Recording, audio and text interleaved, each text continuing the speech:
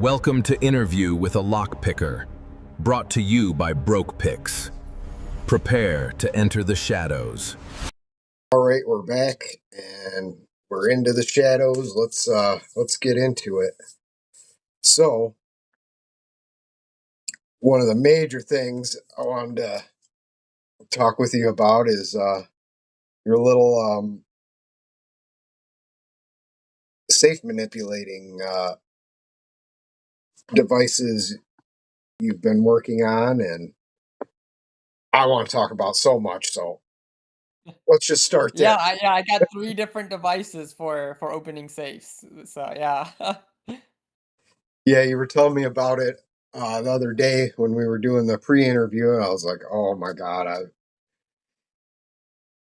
he's probably got to go," and I just want to know more. And you know, so now I got you. You can't go anywhere.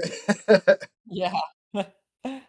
Yeah, so the first one, that's the digital dial magnifier, although, to be honest, that name is pretty lackluster in describing what it can do. So a digital dial magnifier is simply a device that attaches to the dial and will tell you what number's on the dial. One of the challenges with manipulation is that you have to read the numbers on the dial down to 1/8 of an increment. You got to be accurate and you got to be consistent with that. And it can be really hard to read a dial that way. So hard. So yeah, so a digital dial magnifier simply tells you what number's on the dial, and generally it'll be really accurate. Like mine, for instance, goes down to 2 decimal places. It divides the dial into 4,096 parts, so you're getting really good accuracy there. 4,096. Wow. Yeah, I'm just using a common magnetic encoder. There's all sorts of different encoders, but an encoder just tells you the absolute position of rotation of whatever it is that it's on. But that's not all that mine does. Um, because it knows exactly where you are, it can track your progress and it can track what you've been doing. And so it will give you a guided manipulation experience. So it will take someone who doesn't know anything about manipulation and guide them through the entire process of manipulating a lock. It will do automatic graphing for you. It will locate the gates signatures in the graph. It will, help you along every part of the journey to opening up a safe. That I have to get one. I'm Sunday. I'm actually picking up another safe. I don't know where the hell I'm going to put it, but I'm probably going to fall through the floor. But because I got safes everywhere, and but yeah, I got to get my hands on that. So it's basically um, training wheels for safe manipulation. Yeah, it'll tell you like, okay, turn the dial this many times to this number. Now go the other way to this number, and I'll take a contact point reading, and it'll just track what you're doing as you're doing it, and then just give you the steps progressively. That is so awesome. Just imagine how far we'd be if we had that. You know, And you can make it now. The current version that is on my GitHub, um, it's a magnifier, obviously, so it'll tell you what numbers on the dial, and it'll do automatic graphing for you as well. It does not have the guided manipulation on there right now. That is going to be for the final product. mhm. But if you want to make your own that does do all the graphing, that is all, up on my GitHub for you to make. It's only about $20 to make one of these. Oh shit, I am. I know what I'm doing after this. Yeah, we'll definitely have to link your GitHub on there and on this, and yeah, I'm gonna. I know what I'll be doing later tonight. But when do you think you'll have like a finished product that you can put to market? Should be s It should be soon. The only thing that I'm really waiting on that determines the time is the custom PCB. So I don't do that sort of thing. I wish I knew how. So I'm paying someone to make a custom PCB for it. Yeah. And so it's really just when that is finished. It should be done really soon. I mean, from what I've been told is he's ordered the final version of the PCB board already. Yeah. And he's just doing the testing of the board to make sure everything's okay. That's so awesome. You know, for years, um, I grew up in, I'm a Gen X, and I like totally missed the boat on that. It was either, you had Pong on a green screen computer, you know, boop, boop, boop, or you went out and did something, you went outside, you know, and I went Yeah. outside and I tore cars apart and motorcycles and all that stuff. And uh, I have really, really gotten into the tech stuff. I'm trying to anyway. I'm trying to. As you know, it took me what 10 minutes to figure out how to add you to this thing or so because it's. I'm more of a if I can put my hands on something,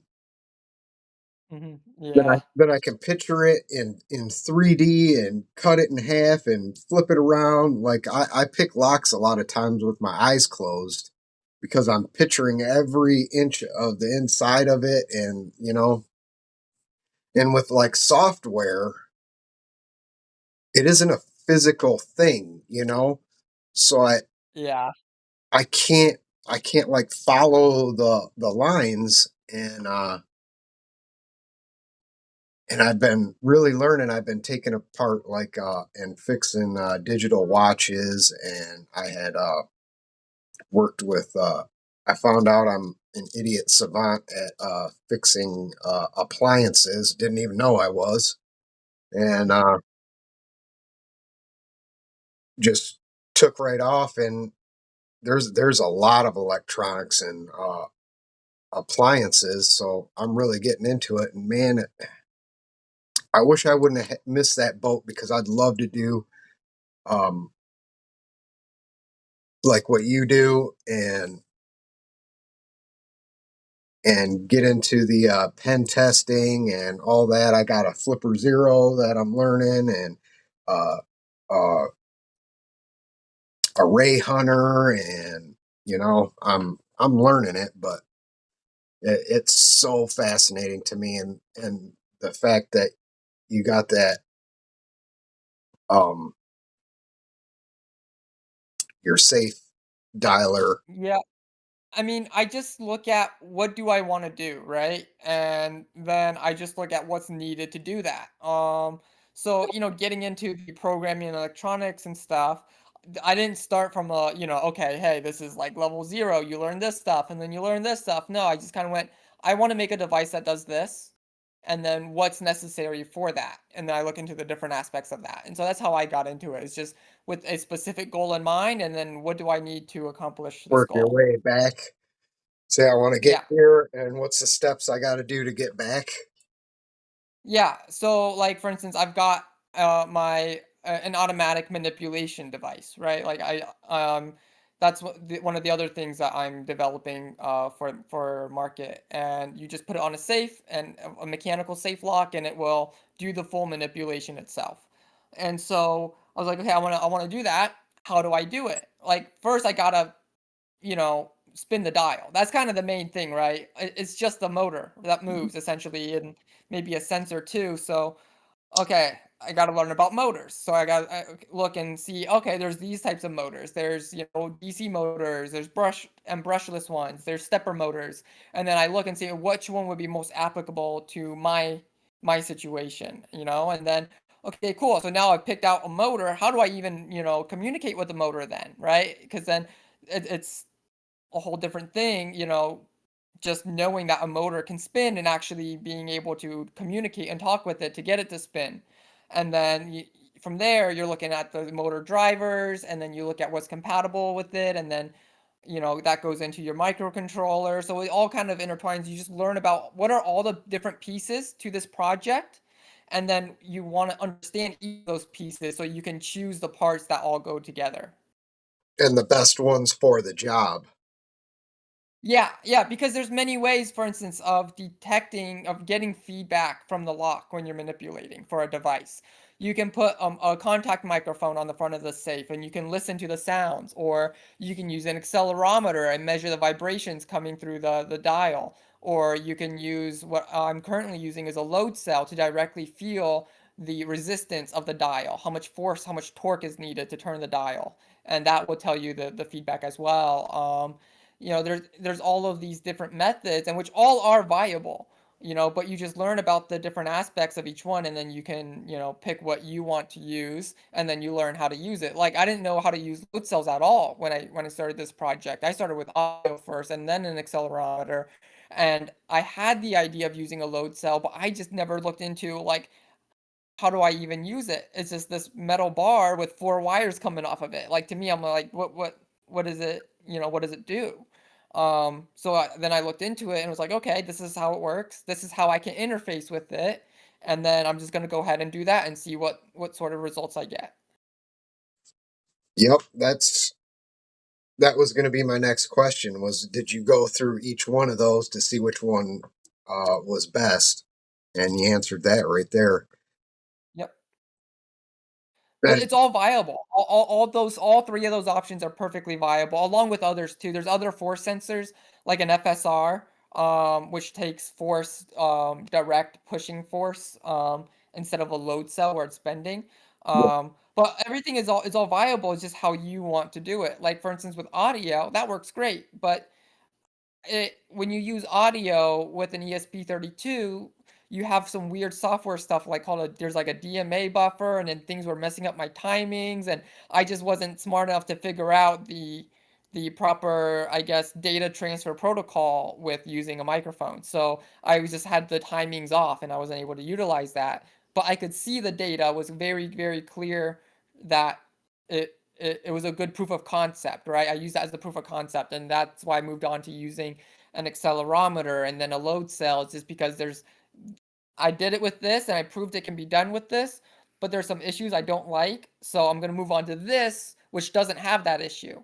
And then Mhm. this is great. It fixed those problems, but it has other stuff, so then I moved on to something else, and so I just kind of go in that manner.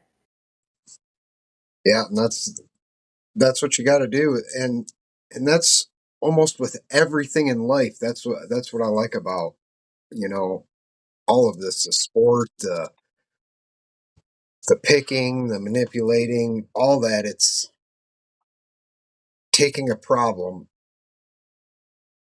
and figuring it out step by step. That's just how you fix an appliance. Okay, what's the next step? What's the next step to get to my end goal here? And if it's not, if I'm not getting to my end goal, I got to see which step is not being met correctly. And then you can move on to, is there a better way to get to that? Is there a faster, more, you know,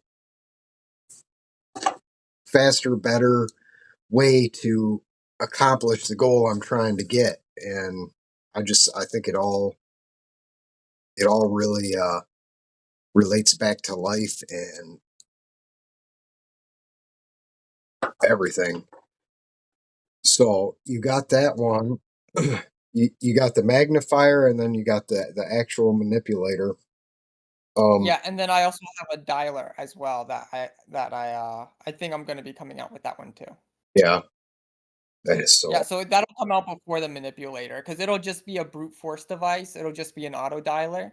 Mhm. Uh, but the main thing is it's going to be much cheaper, than everything else on the market. I don't like that dialers start at over $2,000. That's absolutely crazy because it doesn't need a sensor, it doesn't need to measure any feedback from the lock. So No. you're really just looking at a motor that spins. That's really all it is. Yeah, And I don't understand why a motor that spins needs to be $2,500. it's it's trying to fulfill a need, and when somebody needs something, they're gonna pay. It's capitalism, and Yeah. It's just the issue is because it's a brute force device, it takes, many hours to work. So generally a locksmith will leave it at a customer's house. A lot of locksmiths are not comfortable leaving something that expensive overnight with someone else. And it's also just the fact that it's expensive. Most locksmiths don't work with safes. They don't advertise for safes because they don't work with them, and thus they get very few jobs for safes. yeah, So it doesn't make sense to buy a $2,500 device if you're going to maybe use it once a year, and that's only if you get lucky enough that the lock opens. There's a lot of reliability issues with dialers, and the lock could be fine and functioning, and it could be a good dialer, but if it spins too quickly, it'll skip over the combination, so it's never going to open. So there's all of these issues that it just doesn't make sense to price it at that price point because no one's buying it. Like there's people that have them, but it's not a widely bought tool that locksmiths have. yeah, They don't justify it business wise. yeah. That would make sense because, man, if you're gonna pay that much and use it once or twice a year, and then there's a good possibility that it's gonna skip over that, and you'll have to either go another 36 hours to see if it gets Yeah, it yeah. again, or you're drilling it, and I hate hearing people drilling or cutting locks. You know, I just I can't stand it. I always try to save them. Yeah. And Yeah, and so my dialer, I'm aiming it for a price point of $1,200. So I want to be less than half the cost of the others on the market. Because that's a price point where someone would buy a dialer for that price point to open up their safe instead of needing to, pay $1,000 for a locksmith to come out. They pay an extra 200 and now they have a device that they can reuse as well. So I'm trying to target the general population market as well, not just locksmiths. yeah, and what with your dialer, what are you gonna make it out of? Like aluminum, or is it gonna be? I'm not sure yet. I have to look at the cost comparison between them. Like right now, I've built a few units for people and myself, and I just 3D print the parts in plastic. There's no issues with using plastic. I just think it looks nicer in aluminum, so I want to try for that, depending on the price. But it's not like the material matters in this Yeah, case. hmm, that's just Yeah, the crazy. manipulator will be metal. That actually needs to be metal because of the way that it uses the sensing. Yeah, and you got to make something that can take wear and tear, because those all those get some speed going sometimes, I've seen. Yeah, well, there's not much wear and tear on the device because the device doesn't have much, like rubbing or friction or anything. I mean, it's literally just a motor that spins a dial, so the wear would just be on the motor, but motors last for a long time, so you don't really have to worry about the longevity of the device. Yeah. What are you gonna have like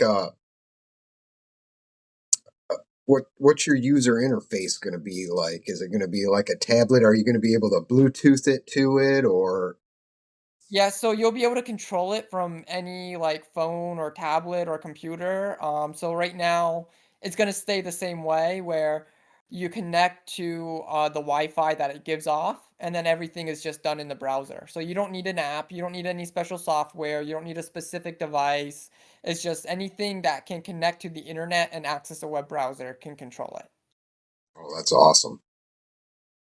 Yeah, so like right now you turn it on and then you're gonna see a Wi-Fi called auto dialer. And you just connect to the auto dialer Wi-Fi and then you open up Chrome and then you go to the web address and then all the controls are right there. That'll be awesome. And it's awesome that you're not like putting out like licensing and all that where you gotta get licensed every year for the thing, you know. Right. Yeah, no, and the source code will be completely open. So right now I've got the magnifier and the dialer both on my GitHub, full build guides, full source code and everything. But the production version, I'll also be putting the source code on there too. I want to sell a device that anyone can mess with. If I buy something, I want to be able to modify the code and make it do what I want it to do. And so I want to give that to other people as well. So if maybe there's functionality that I didn't think of or I am incapable of adding, anyone is able to just look at the code and add their own functionality. See, that would be great because excuse me. Um it's like a community tool, and when you get the community together and able to use that source code and build from there, it'll just the man, sorry, my brain is just not working today. It's just gonna, boom, boom, boom, get better and better and better, and because that's what I found about this community is there is just extremely intelligent people that are so talented in so many things, like you know you and like Lockchuck and Lockchuck built one of those, a auto dialer, and I was like, Mm. Jesus, and then he's like, I had an idea for something. He's like, oh yeah, I just 3D printed up, and it's like, oh, it's done. And I'm like, holy shit, I'm still trying Yeah, to 3D figure out, printing. you know, Yeah, that's the technology that's really made all this possible. I wouldn't be able to have my prototypes and I never would have started if it wasn't for 3D printing. yeah.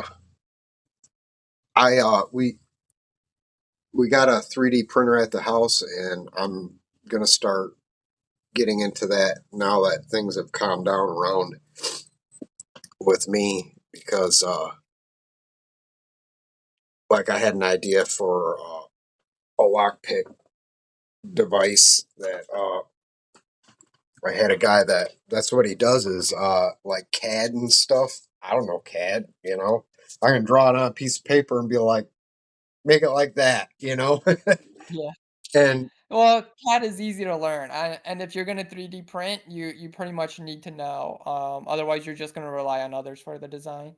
yeah, and dude, it's been months and months and months. He's got my Jimmy Long's the mini picks or the modules, and I'm like, are we almost done?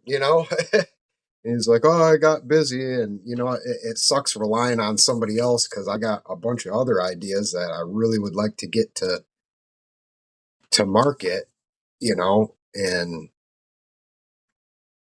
Yeah, speaking of Jimmy Longs, by the way, I met him in person recently at a security convention.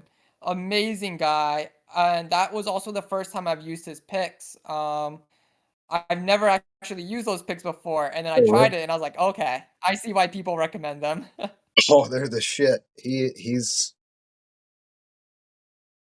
I've talked with him quite a bit because I don't know when I because I'm kind of I'm not an outgoing person, I don't I'm the guy that's standing in the back, and I'm watching everybody. And but in this community, I'm like, oh, there's Jimmy Longs, I'm gonna go talk to him, and just I just kind of invite Yeah. myself in, and a lot of people don't do that. I'm like, why don't you just go say hi? Why don't you just hop in a one of the Discord chats? just hop in and say hi.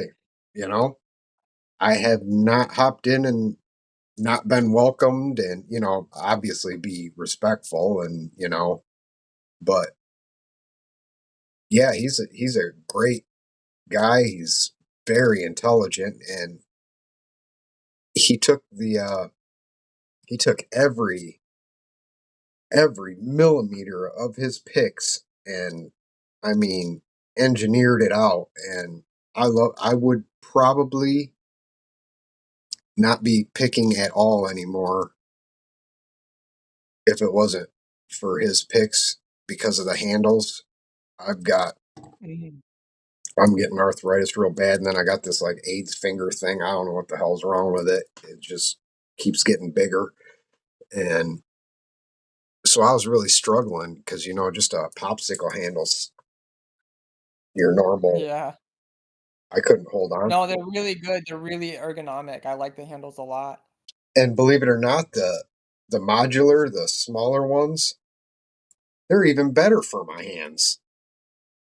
Oh, When you huh, put that's those on there, interesting. it curves perfectly into to right there. I don't know how to explain it, but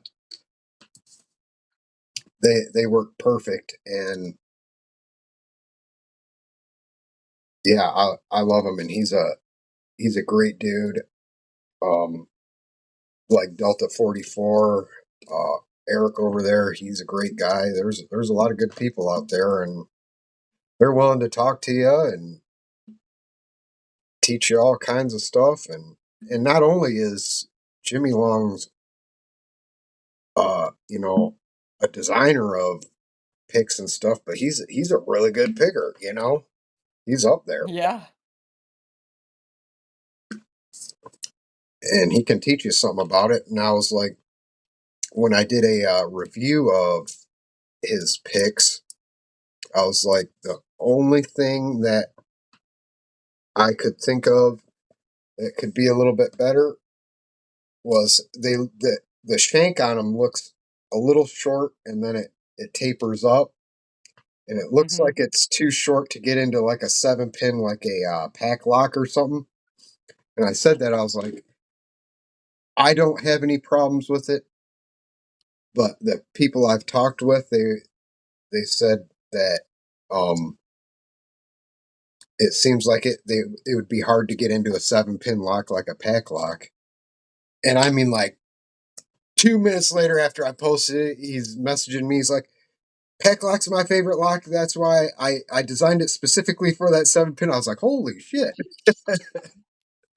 I was like, I pull my pack lock out, and it's perfect. I was like, man, he thought of everything. But yeah, Yeah. and like Aaron over at Southern Specialties, those guys are awesome. There's a lot of good people out there. Yeah. No, Southern Specialties is great. I mean, when I was teaching at the locksmithing school, I talked to the people over at Southern Specialties, um, and I mean, they offered the school, essentially, hey, whatever you need, we're all for training people, so just let us know what you want, and we'll help supply your students with stuff. Yeah, Yeah, very, very nice people. yeah, they're great. Except they won't let me go into the secret room on the website. I'm still a little upset about that. And I was like, well, I'm a locksmith now because there ain't no laws in Michigan. I can just say I am. So I want to go into the secret part of. He's like, Yeah. no. Yeah, just go visit a locksmith and take a selfie of yourself with the equipment in the background, and that's good enough. That's something I wanted to ask you and talk about. You know, I honest to God, I probably would be a locksmith. My life would have probably went in a completely different angle. Uh, I had gotten in trouble when I was in like high school, and I was in that weird. You can get charged in as an adult, but technically you're a kid, and I got in a lot of trouble, and it went through the rest of my life. But when I got out of jail, went back to school and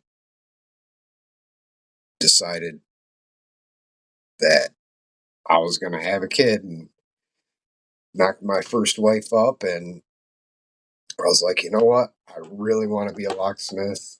That's something I just really want to do. And I went to, we lived in, it's kind of a small town. It's a lot bigger now, but there was only one locksmith in the town, and he did safes and stuff. And I went in there and I was like, is there any way I can, apprentice or anything you can do? I really like safes, I like Mm. the dials and all that. And I was like, just honest with him. I was like, all right, I seen a guy on TV cracking safes, and I can never remember the dude's name. Everybody remembers his name. Jeff Satar, Yeah, Jeff Satar. And yeah, legend. that guy was crazy. I'll never forget that show. That was, I think, about the time that came out was when I was dealing with this, and I was like, I'm gonna go be a locksmith. And I went to the locksmith in town, and he's like, "You just want to steal shit and blah blah blah blah." And I ain't Yeah. teaching nothing. And so years have passed, and I mean, just last year, that guy doesn't. He like passed it down to his son-in-law or whatever, and that guy's doing it now. And I stopped in there just to because I've stopped all over the country. Every locksmith place I stop in, see what they got laying around, bring them donuts or some drinks or something. Because if you tell them you pick locks for fun and stuff, they either despise you Yeah. or are like, oh, that's cool. Yeah, I got a bunch of crap in the back. You want to take all my crap? I'm like, hell yeah, I want to take every, I'll be Yeah. digging pins out of your carpet. Yeah. Yeah, and I mean, it's interesting because being a locksmith is a lot more than just like opening locks, which lock sport is all about just opening locks, but it is a great introduction because you are, for the most part, you're going most people end up repinning their locks or taking them apart and that's like a huge, part of locksmithing. It's and locksmiths don't realize that lock sport does actually get into how the locks work and how to disassemble and reassemble them, the proper rules for pinning, things like that. So it's a really good introduction, and I think both sides have some merit where a lot of locksmiths say, "Oh yeah, if you just know how to open locks, that's nothing. You can't do locksmithing with just that." And that's true, but also Yeah. at the same time, most locksmiths suck at picking locks, and it would make their jobs easier if they were actually capable of it to a lock sport, perspective. Um, obviously lockouts, you don't, that's obvious, but even just repinning a lock, rekeying something for somebody, if they don't have the key or whatever, you need to be able to still get it open. And there's different methods locksmiths use, like shimming and whatnot, but not all locks like to be shimmed, and just being able to pick a lock instead of alternate methods is a really good tool. It's good to have different methods, and I think picking is one that they really kind of forget about as locksmiths, unfortunately. I think so too. I had bought into it was 100-year-old locksmithing distributor down in Detroit, and I'd gotten in trouble again. I lost thousands of locks and key machines, and it was around for 100 years. And yeah, oh, it'll bring it. It almost makes me cry. But Yeah. I went there, and these guys have been locksmiths, their whole family, for 100 years. Son took over from father, son took over from father, and they had bought into Medico, and they had like they bought into each series of Medico that came out. So they had every machine, every lock, every, you know, and I was sitting there, I was like, oh my God, Medico, I love picking those. He goes, you can't pick those, those are unpickable. I was like, I'll pick one right now. He's like, we had all the best locksmiths in here one day when they came in with the biaxle, and they brought us the $10,000 machine for it and all this, and we sat here all day because we didn't have nothing to do, and not one single one of these guys could pick it. And I was sitting there going, not one of you could pick it, you know. And I opened it, and he goes, Yeah. what, you know? I was like, yeah, you're not very good at picking, are you? Yeah. And the thing is, it's funny because now I don't consider medicos high security. They are firmly medium security. Yeah, With a bit of practice, most people would be able to pick them in like 1 to 2 minutes. So like blind, like out in the field. Like it's really not that difficult. But even just simple picking, most locksmiths they have trouble just with like a standard 5-pinch leg, for instance. yeah. And that locksmith here in town, when I went back to him, he uh he had bought into a multi lock, and he had the way I tell you this, he had bought into multi lock and got the key machines and everything. And I was like, you got any old locks laying around? He's like, yeah, I'll sell this one. And it was a multi lock interactive display of, God, I forget which one it is. It had the green. It was a black body padlock with the green band and then the red band. Anyway, it was one of the ones they discontinued that had it covered the shackle, and I'm drawing a blank, and I'm sorry. Um, Mm.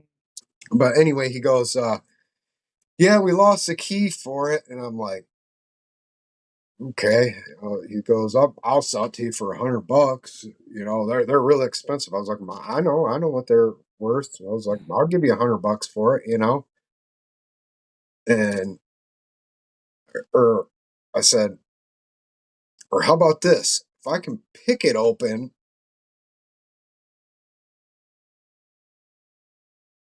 I'll give you $50 for it." He goes, "Ah, you can't pick those. Those are interactive." I said, "Okay." All I had was um Martin Newton, and I always forget the other guy's name.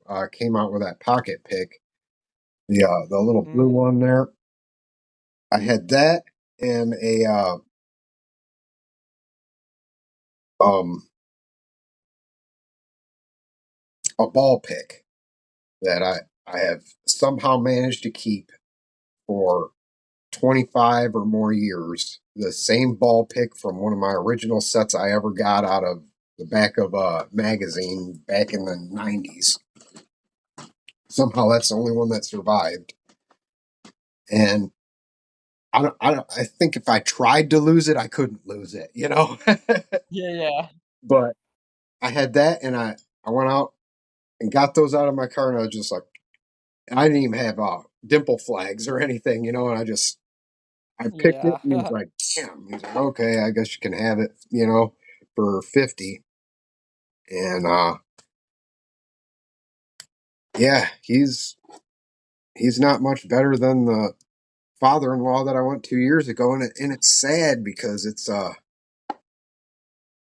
such a good field to get into, and I think it would do wonders for a lot of people nowadays to learn a skill Yeah, I like mean, that. the thing is, to me, locksmithing, that's a skilled profession. So if there's skills that go into it, you should learn it. Yeah, And so for me, that's, how I operate. Picking is one of those skills. There's a lot of different things to locksmithing, but that's like that's like the most basic one, and it kind of blows my mind that people that locksmiths don't learn it and they just rely on these other workarounds, and they don't have picking as one of their skills to keep in their back pocket. and you know what I think it is mostly is it's money. It's why would I sit here and take a minute to pick it when I can drill it and sell them another lock. And I hate that. I don't like Yeah, I taking don't like advantage. that either.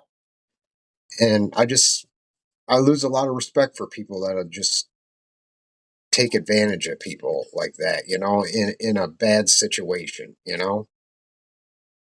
Yeah. Yeah. I mean, there's locksmiths that they don't do that. They will try these other alternate methods before, drilling the lock too. But if you're good at picking, I mean, that's generally the fastest way to open a lock, Yeah, whether it's for a lockout or for rekeying or for whatever job. I mean, especially with automotive, it's really, really essential, in my opinion, to know how to leashy the door lock open. yeah, Um, but it just gives you another way to do things that is usually much faster. yeah. It's and it shocked me. One of the things I asked them before I left, and they kind of just blew me off, and I gave them $50, and um, was what kind of lock picks do you use? And they kind of just were like, lock picks? We just order whatever's out of I think it was not CLK U uh UHF or whatever. Um, Oh, UHS, yeah. yeah. Whatever's in that catalog, the GoSo picks. That's what I'm like, those are terrible. it's like Yeah. it's like trying to Yeah, no, it's like they don't know, it's like the people making those picks don't know how to pick locks, and they just came up with these random shapes, and they don't know why it's shaped that way. Yeah, no. yeah, they're I don't even understand what they're trying to pick with some of those designs, it's like I don't know. And then you know, I measured them. I collect every lock pick set. I've got Gosos, everything, I get them all, and then sometimes I use them. I uh, finagle them into something else to use for something else. That's what I use those other picks for. And I've measured them, and I've had them at 28 thousandths. What lock are you gonna put a 28 thousandths pick in there? You know? Yeah, well, I don't actually use any just like commercial pick as is. I There's no commercial pick that I would just buy and use as is. I have to always modify them in some way.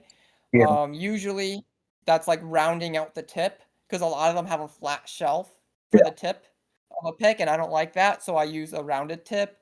Um, but those Chinese ones, those cheap whatever, like a lot of times they'll say like Secure Pro on the handle. Those are great actually. The metal is really nice and stiff. The shape of the picks are actually, pretty good, but like you said, they're thick. So those are great if you buy them and then just sand them down so yeah, it's smoother or so it's thinner, and then it's perfect. yeah. And I would always use that trick I seen Bosnian Bill put out there, where he folded a piece of sandpaper, put it in a book, and just Yeah. that that's what I always did with those.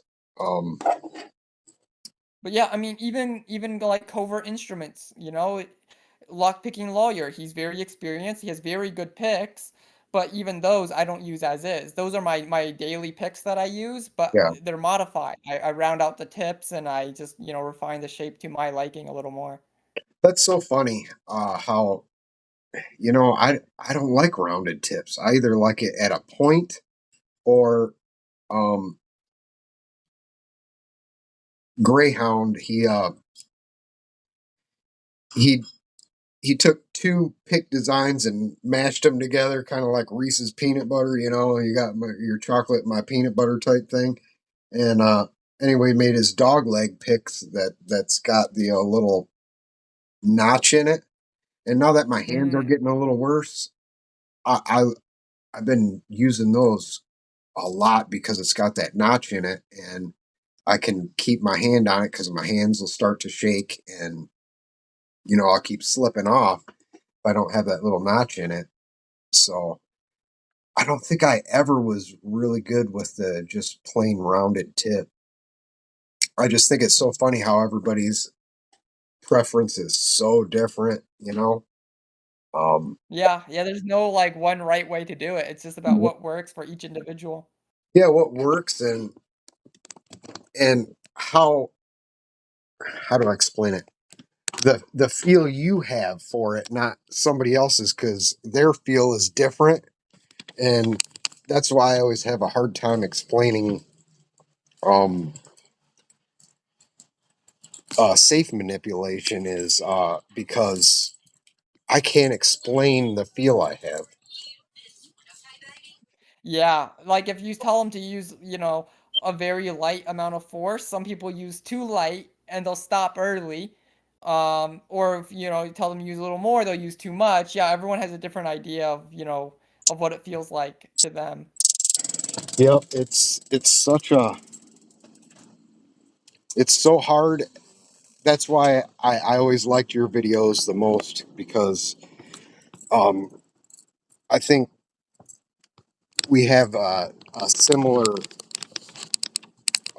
feel, the way we feel for it, if that makes any sense. The I don't even know how to explain it to explain it, you know. Yeah. But yeah, I'm so excited for your. I'm gonna go to your. What is that called again? To get your Oh, my GitHub. GitHub. Yeah, I'll be getting on that here shortly, and uh, yeah, I'm excited about that. I'm so glad you said you'd do the interview, Yeah, because well, I'm happy you asked me. It's I enjoy, these things. It's always fun and yeah. yeah, and I've wanted to get in touch with you more over the years, and I just I think I started to do YouTube content, and I just didn't think I'd get a lot of views, as many views as I could with just picking than I could with safe, and I couldn't explain it, and Yeah, I don't worry about views for me. For me it's just I want this information to be out there. I don't care if people watch it or not. I just want it to be available just in case it helps someone. yeah, I wanted to get views because my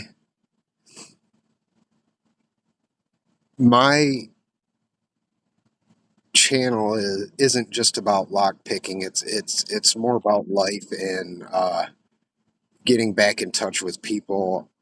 I've lived a rough life. I made some poor choices in life, and um, I just want to get out there and let people know that they're not alone. Because when I was at my lowest, um, if it wasn't for this community, I wouldn't be here. And that's honest to God.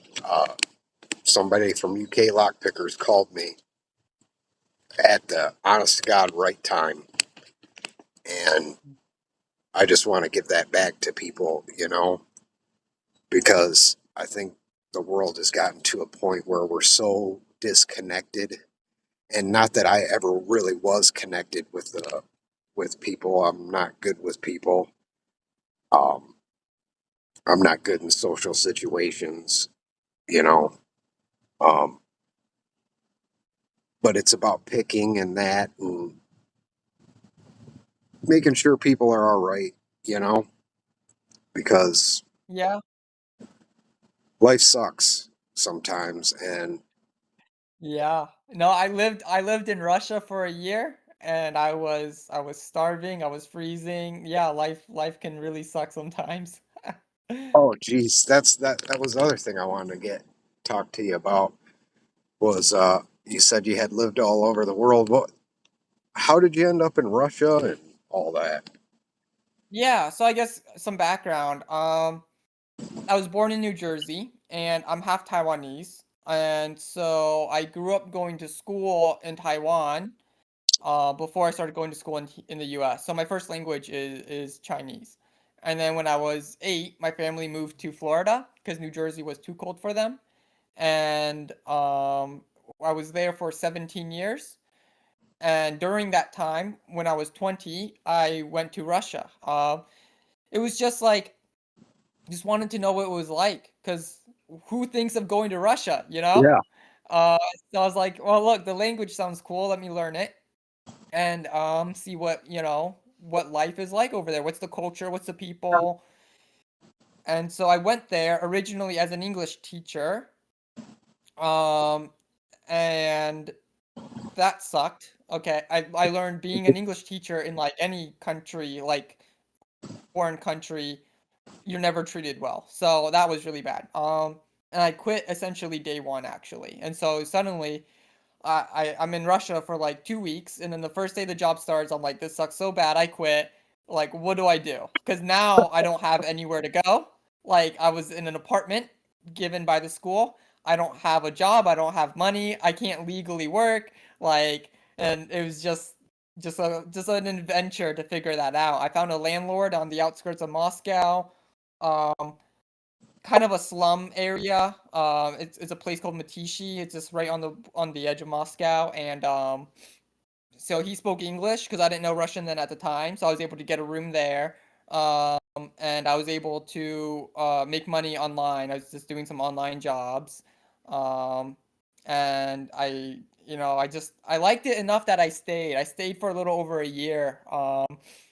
And yeah, I was living like a Russian. I was living with other Russians and in this house with other Russians, and we were all just going through the same struggle, like no money, no food. There's no heating in this building. Things like that. Holy cow, that's crazy. Yeah. And then I went to Bulgaria for 3 months as well, in order to sort out, visa issues for Russia. I didn't want to come back to the US, so I just went to Bulgaria to sort that out. Um, yeah, in Bulgaria, it's like even worse. Holy, There was just yeah, I mean, it was the living conditions are a little worse in Bulgaria compared to Moscow at least. The other parts of Russia are not great either. And then I went to Serbia, but that was kind of on accident. Like, I met a Serbian dude, and we went out for drinks, and then I next thing I know, I'm waking up and I'm in Serbia. So holy shit. yeah. That sounds like one of my nights in a trap house, except in Serbia. So yeah. If you meet a Serb in Bulgaria and you drink with him, you will wake up in another country. I guarantee it. Holy shit. That's crazy. Uh, I've always wanted to travel the world. I've traveled all over this country. I've lived from Alaska to Hawaii to Michigan, Arizona, California, all over. And until my grandson was born, I was headed to the Philippines because it's cheap to live over there. I'm sure it's not great, but I was going to Yeah. save up money for a year because after my accident, being on a fixed income is rough. But over there, you can save up money pretty Yeah, it cheap. can be a lot cheaper. And then I was going to work my way across. I wanted to stop in, the UK and all the old countries over there across Europe and see the sights. And then my grandson was born, and I'm actually on vacation in Michigan. I left, I think it was like 2 years ago, almost three, on my Harley from Alaska. Ended up here on vacation, seeing my daughter and my son, and she's like, I'm pregnant, and then I never left. So life's interesting, and that's another thing is meeting people like you that have been all over, that have so many interesting skills and knowledge, is why I was really excited to do this interview series and and the after show, you know. Yeah. Yeah, I mean, I love talking. I'm a talker, so I'll talk about anything and everything. Yeah, I can if you can get me going, and it has to be something I'm interested in, or else, which has gotten me in a lot of trouble. I'll just be like, okay, I'm bored, and I just walk away, and people are like, well, that was rude. I was like, oh, I didn't even notice. I was done with whatever we were doing, so I just walked away. Yeah. But yeah, I really, really appreciate you coming on here, and when I'll get your GitHub on there and make sure. Sorry, I I got a little heartburn. Make sure your YouTube's on there, because you really break down safe cracking to a in bites that make it retainable for my brain, because I went when I was looking through safe cracking and books I found online and random stuff I found in uh God, I think I there was even a little bit of safe cracking stuff in like the anarchist cookbook and crazy stuff like that. I found little bits and pieces that I just kind of put together to make it work to where I could crack some safes. And some of them took me months, you know. But Yeah, I mean, the content back then, it was sorely lacking. There was like not almost nothing that you could use to learn. yeah, I mean, I used the National Locksmith Guide to Manipulation, which was written in the 1980s, and I was able to kind of like get a somewhat idea of like how these locks work. But the thing is, like, it would describe more so the process, and it was really tough to know what's going on inside. yeah, And then there's other things like there's a Matt Blaze paper. Matt Blaze released a paper, Safe Cracking for the Computer Scientists, and that doesn't really go into detail either, but that gave me a lot of hints as to how the lock should work inside. And so I just use all these different sources of material, which were all really lacking in technical detail, and was able to put together like, okay, because they're saying this and they're saying this, that means the lock must work in this way. And I didn't have a lock to practice on where I could look inside and actually see how it worked. yeah. I practiced when I was 15 on my dad's safe that was locked. So I did it totally blind my first time. That's awesome. That's what I did. I found a safe in the garbage, and then I picked them up. Uh, One I got in that I use a lot now with S&G 6730 or whatever. That one I was watching two McDonald's workers try to drag it across a parking lot because they were like, we're remodeling this. We're just going to throw this in the dumpster. I was like, I'll take it. We don't know the combination. I was like, I don't need to know the combination, you know? Yeah. And like you said, you just had to piece everything together. So everybody's feel and process is a little, there isn't like a step one, step two, step three that, like you or me could learn from then. And that's why I Yeah. make No, the it was videos. really difficult to piece it all. Yeah. And it was a lot of going down the road like, holy crap, there's a safe on the side of the road. Grab it. Try to throw it up in your trunk and Yeah. tear it apart and see how it works and which Yeah, wheel. I went on Craigslist and Facebook Marketplace and I would buy safes really cheap that had no combination. And then I would get more practice in that way. Yeah, that's what I would do, and then I would repaint them and resell them and stuff, and to buy more safes.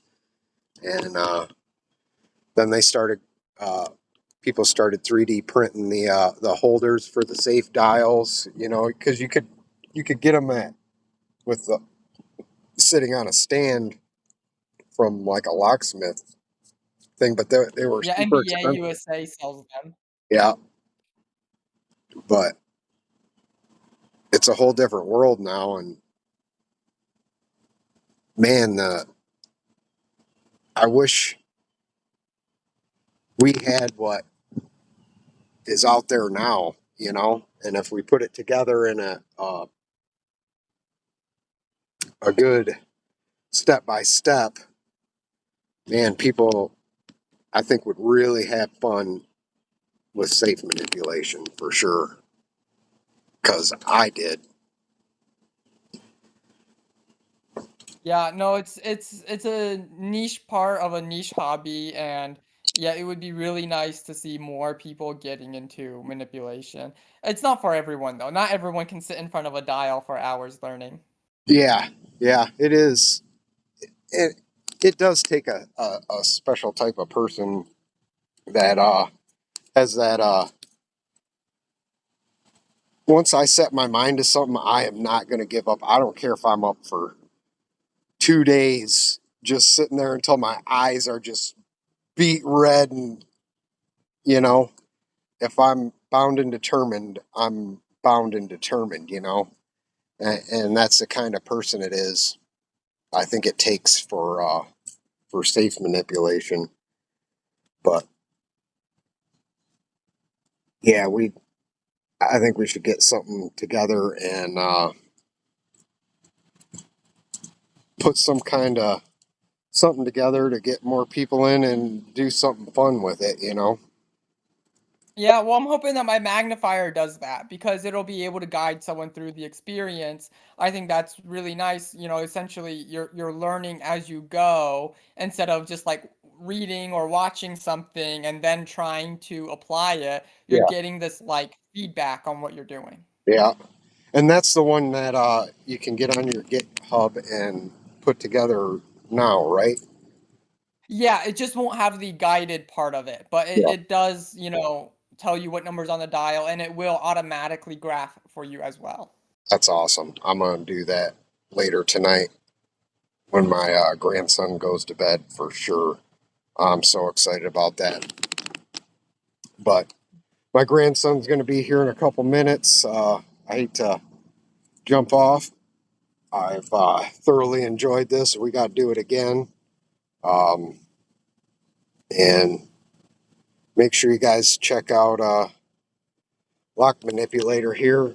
Awesome guy. Very intelligent. Great guy to talk to. Great guy to learn from. And I truly appreciate you coming on here. I really do. Well, I appreciate you having me. It was very, very fun. Absolutely. Well, thank you. I'll get with you later.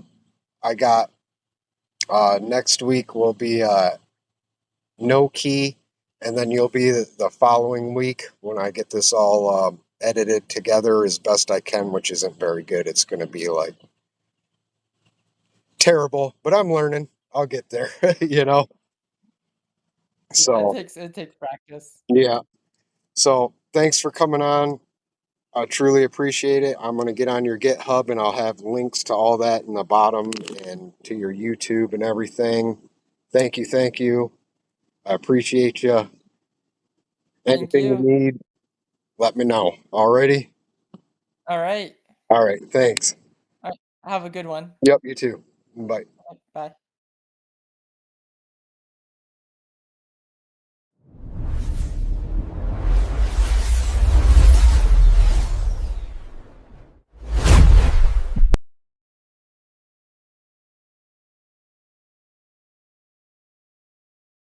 Welcome to Interview with a Lockpicker, brought to you by Broke Picks. Prepare for a deep dive into the world of locks.